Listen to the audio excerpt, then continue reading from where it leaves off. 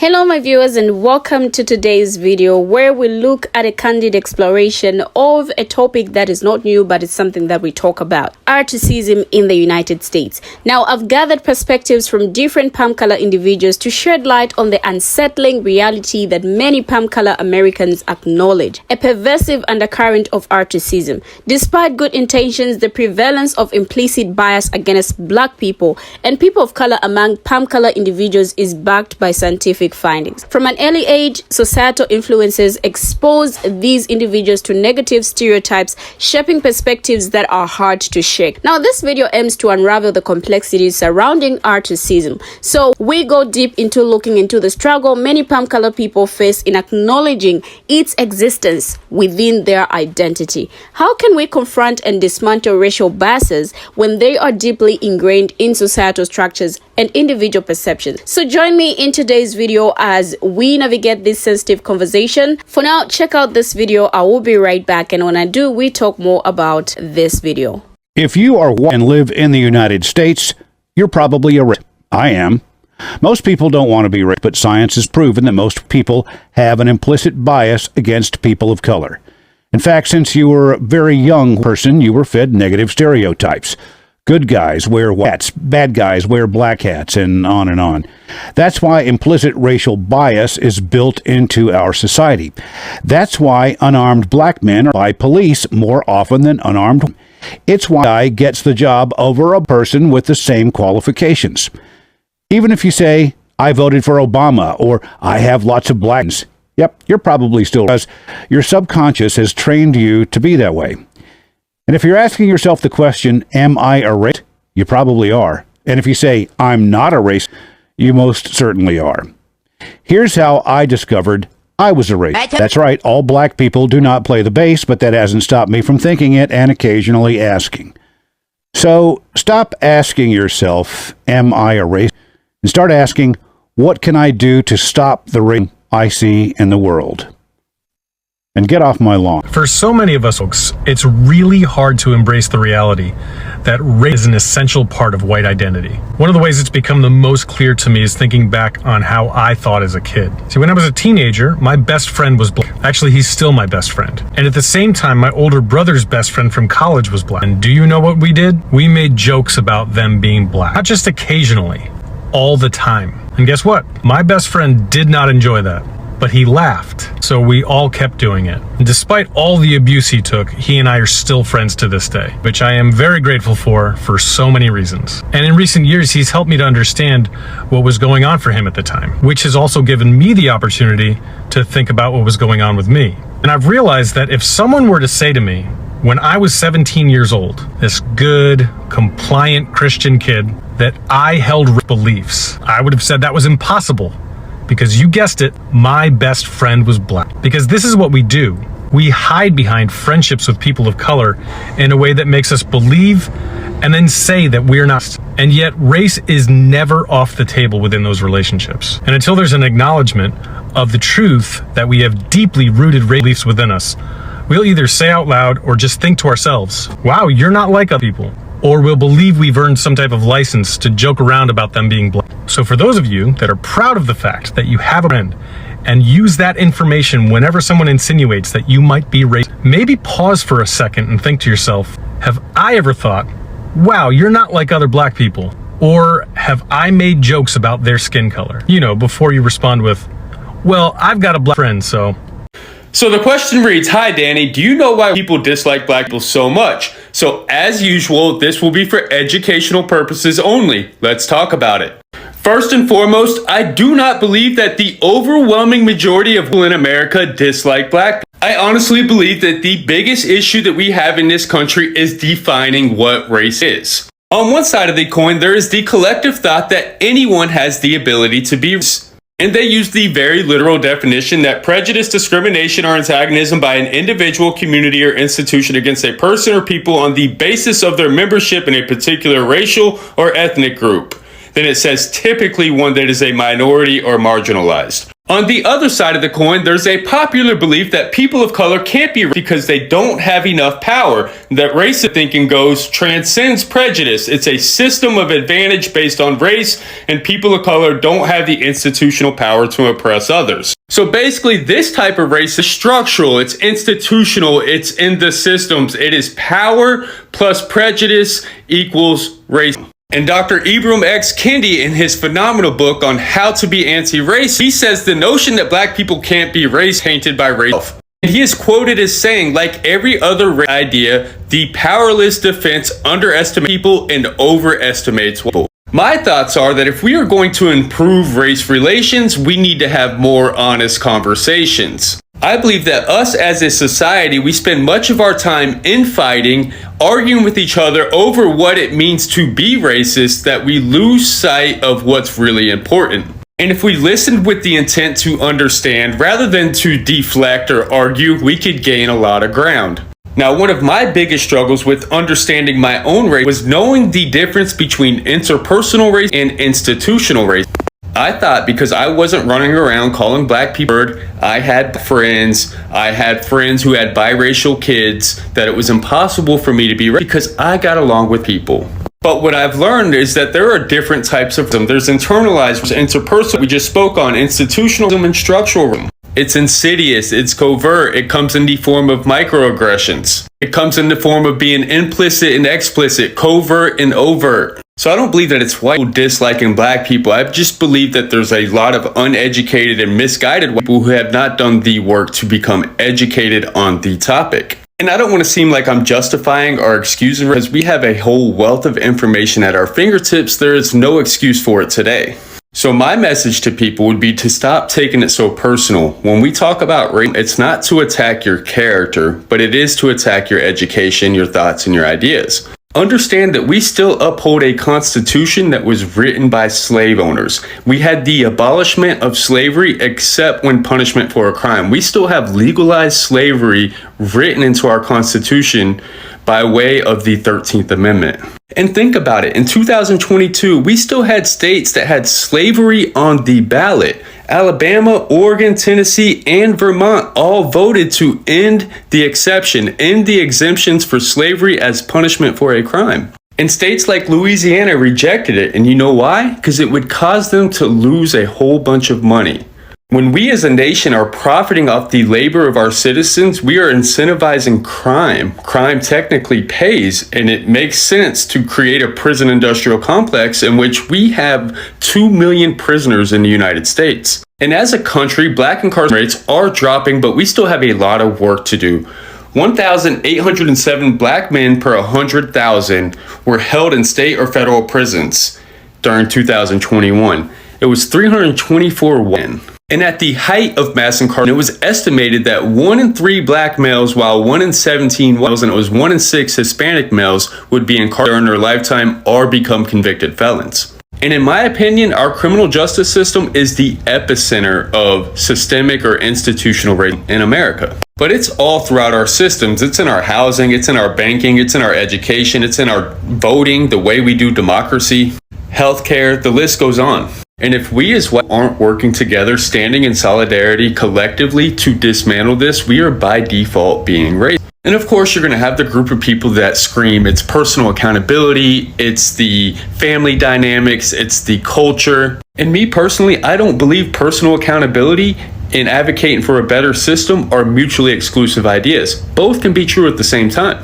And there's this common misconception that people today have to pay for the sins of our ancestors and that people owe black people, and that's just not the case. The United States government committed these egregious acts against black Americans. It is our responsibility to hold the government accountable if we believe in justice like we say we do. And Brian Stevenson said it best, in the United States, wealth, not culpability, shapes justice. And this is why classism and racism are so closely related. What group of people has been robbed of the most generational wealth? So I may be a little naive, but as always, I want to believe in the goodness of humanity. There aren't a lot of people who just flat out dislike black people, and the ones who are explicitly racist are not the ones that we have to worry about. It is the well-intentioned, God-fearing, family-loving, hard-working, tax-paying, community-serving, everyday white men that we have to worry about because they walk through this life unaffected and it's business as usual. Now, numerous studies have indeed shown the prevalence of unconscious racial biases among palm color individuals, a phenomenon deeply rooted in societal structures and perpetuated through media, education, and everyday interactions. The journey to confront these biases becomes even more challenging when one grapples with the definition and recognition of articism. Many well-intentioned individuals may find it difficult to accept the notion that articism is intertwined with their palm color identity. Now, by amplifying the voices of those who acknowledge and grapple with the reality of articism, we aim to foster open conversations and encourage self-reflection. Understanding that dismantling articism requires a collective effort, this exploration serves as an opportunity for viewers to engage with diverse perspectives and contribute to the ongoing discourse. Now, talking about scientific articism, since enslaved people were first brought to this country, promoters of anti-black articism, NWS, have co-opted the authority of science to justify racial inequality. A history of pseudoscientific methods proving palm color biological superiority and flawed social studies used to show inherent racial characteristics still influence society today. Now, in 1619, when the first enslaved people were brought to what would become the United States, justifications for their enslavement were brought here too. In the 400 years since then, the justifications for their abuse and mistreatment have stayed here as well. One of the most effective tactics used to justify anti-black articism, NWS, has been scientific articism. Through the years, scientific articism has taken many forms, all with the goal of co-opting the authority of science as objective knowledge to justify racial inequality. Now, some 19th century scientists like Harvard's Lewis were proponents of polygenism, which posited that human races were distinct species. Now, this theory was supported by pseudoscientific methods like craniometry, the measurement of human skulls, which supposedly proved that palm color people were biologically superior to black people. Now, early statistical health data was weaponized against black Americans in the late 1800s, as it was used to claim they were predisposed to disease and destined for them to be unalive. Now, by the early to mid 20th century, polygenism and biology-based articism were widely disproven, and articism in social science had gained popularity. Studies showing high rates of imprisonment among black Americans were used as proof of inmate criminality, while pseudoscientific intelligence testing claimed the mental superiority of palm color people. Now, these flawed bias studies failed to account for political and social factors such as poor housing, poverty, lack of health care, and racial oppression, but they provided the so-called evidence needed to fuel systemic forms of anti-black articism like segregation.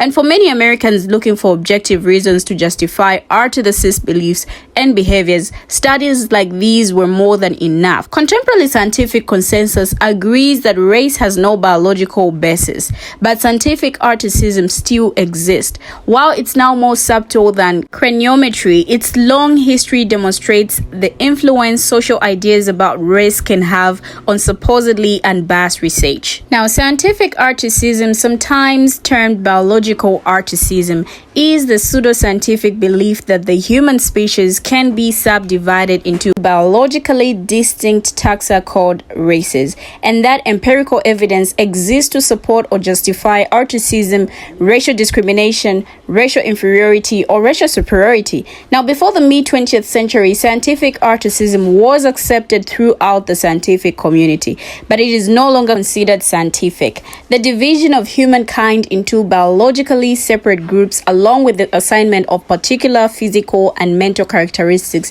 to these groups through constructing and applying corresponding explanatory models, is referred to as racialism, realism, or race science by those who support these ideas. Modern scientific consensus rejects this view as being irreconcilable modern genetic research.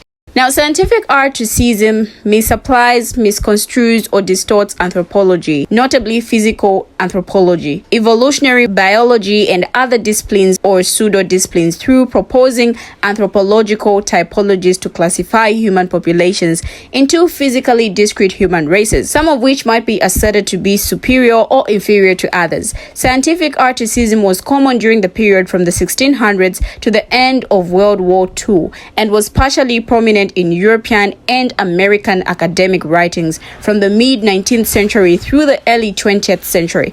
Since the second half of the 20th century, scientific articism has been discredited and criticized as obsolete, yet has persistently been used to support or validate articist worldview based upon belief in the existence and significance of racial categories and a hierarchy of superior and inferior races. Now, after the end of World War II, scientific articism in theory and action was formally denounced, especially in UNESCO's early anti-articist statement.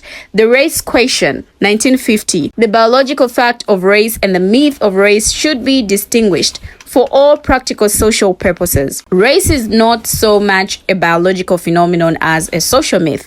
The myth of race has created an enormous amount of human and social damage. In recent years, it has taken a heavy toll in human lives and caused untold suffering. Since that time, developments in human evolutionary genetics and physical anthropology have led to a new consensus among anthropologists that human races are a social-political phenomenon rather than a biological one. The term scientific articism is generally used when applied to more modern theories such as those in the Bell Curve 1994. Critics argue that such works postulate articist conclusions such as the genetic connection between race and intelligence that are unsupported by available evidence. Publications such as the Mankind Quarterly, founded explicitly as a race-conscious journal, are generally regarded as platforms of scientific articism because they publish fringe interpretations of human evolution, intelligence, ethnography, language, mythology, archaeology, and race.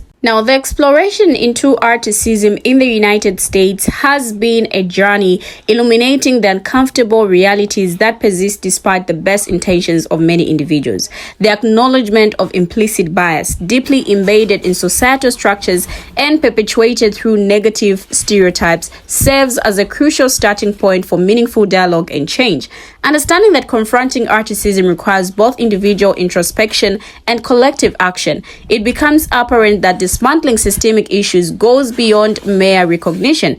It demands a commitment to challenging ingrained perspectives, questioning societal norms, and actively participating in the ongoing conversation. Now, as we wrap up this video, it is our hope that the diverse voices shared here contribute to fostering empathy, understanding, and a shared responsibility for dismantling articism by embracing the discomfort of acknowledging articism as part of certain identities. But what do you, my viewers, have to say about this? Share your views in the comment section down below. Thank you for watching and see you in my next video.